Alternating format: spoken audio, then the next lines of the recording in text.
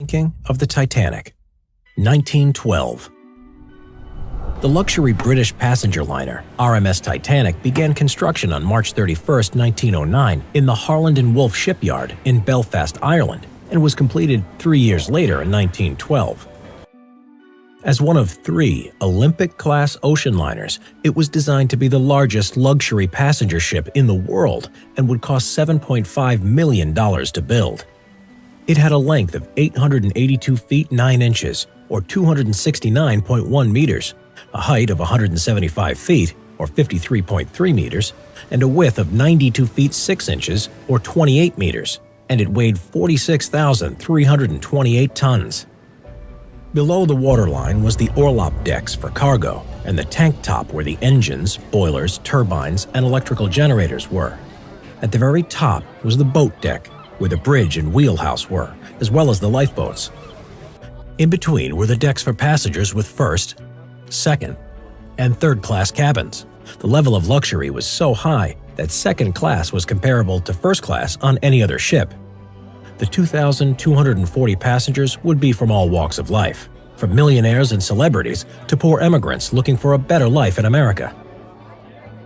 The ship would act like a floating hotel, featuring a grand staircase which allowed first-class passengers to move from deck to deck, and had a dome skylight to allow natural light in. The ship also featured a gymnasium, dining saloons, a reading room, a barber shop, a squash court, a Turkish bath, and a swimming pool. The ship carried 20 out of a possible 64 lifeboats. Therefore, there were only enough for half the ship's population. However, this was within legal requirements. Lifeboats were only intended for carrying passengers to rescue ships and not keep the entire ship population afloat. As a result, the company who owned the Titanic, White Star Line, felt complacent enough to keep the number of lifeboats low so the deck wasn't cluttered. Many claimed the Titanic was unsinkable because its hull was divided into 16 watertight compartments. It was said that if up to 4 of these flooded, the ship would still stay buoyant. All of these qualities drew the press to frequently talk about the new passenger liner. Disaster.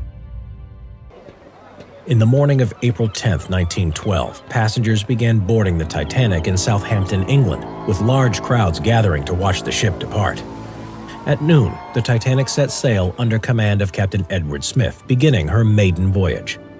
It would stop at Cherbourg, France, and then Queenstown, Ireland, to pick up more passengers, and then began its journey across the North Atlantic Ocean towards New York City.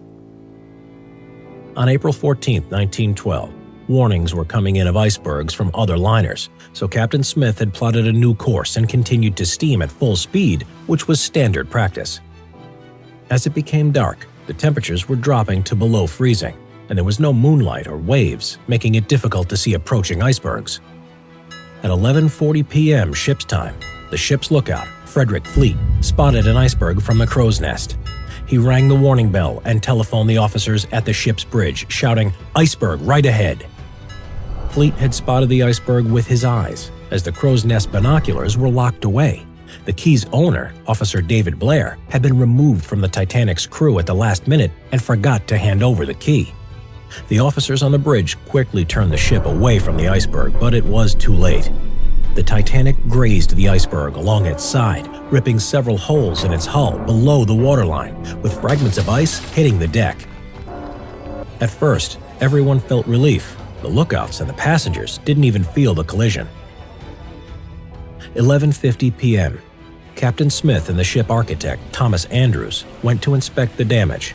They knew the ship would start sinking, and by this time, 6 of the watertight compartments at the front of the ship's hull were already breached and began flooding. 12 a.m. The captain sent out a distress call over the radio in the hopes that there were other ships nearby and gave the order for the Titanic's passengers to board the lifeboats. He knew there were only enough for half the population of the Titanic. At 12:25, the lifeboats began their loading, with women and children first, as this was the protocol at sea. Many passengers still did not understand what was going on, and confusion and disorganization meant that the first lifeboat to leave had only 28 women and children aboard, when it could carry 65 people. First Officer Murdoch took the order to mean women and children first, then men if they were there. while Second Officer Light-Toller took it to mean women and children only. The Carpathia, which was 58 miles away, heard the distress call and began sailing towards the sinking Titanic to rescue the passengers. Distress flares were shot into the sky to help locate the sinking Titanic.